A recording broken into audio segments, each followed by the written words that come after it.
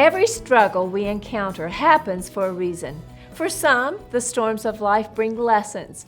They help us grow, and often they clear our path for more. Hello everyone, I'm Kim Crabill. Welcome back to our Strengthen Your Walk series, Live Your More.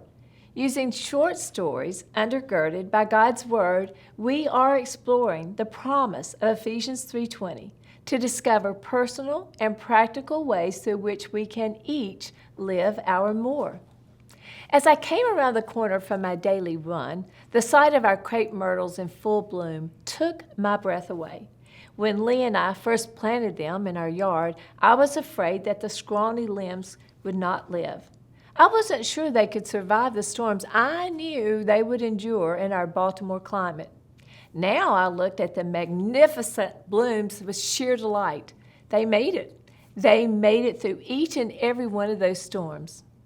Walking in to grab some water, I thought of Isaiah 42:5. It is God who creates the heavens and stretches them out, who spreads forth the earth and all that which comes from it. That's our God, I thought. With just a word from Him, all things were created, including my beautiful crepe myrtles. And with His word, what we think to be impossible is made possible. Now, I have to admit, for too many years, this truth confused me more than it comforted me. If God creates all things, then couldn't He also prevent things from happening? In this great creation of beauty, why would He allow hurts and broken hearts and devastations? It took a long time, and I'm not professing to completely understand God's plan. I don't really think that any of us can. But I began to realize something very important. God is more relational than situational. And He was wanting me to see that He tucks relational opportunities in the midst of each day's impossible situations. Just think about it. Many times we never know what God is up to.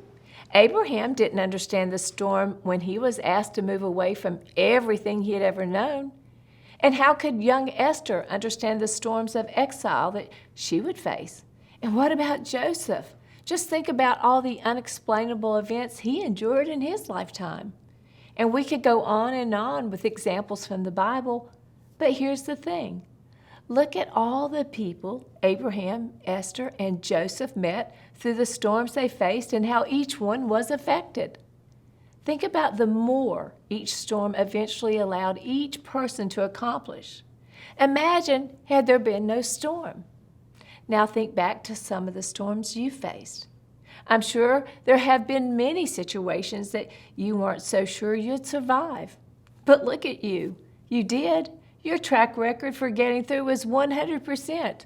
And if you're like me, you probably would say you came out of each storm a little different, blooming a little stronger because of it. God never promised there would be no storms.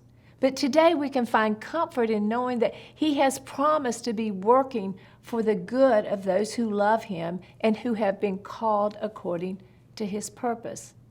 We can be committed that we are not only going to go through the storms that God sends, but we are also going to grow through them.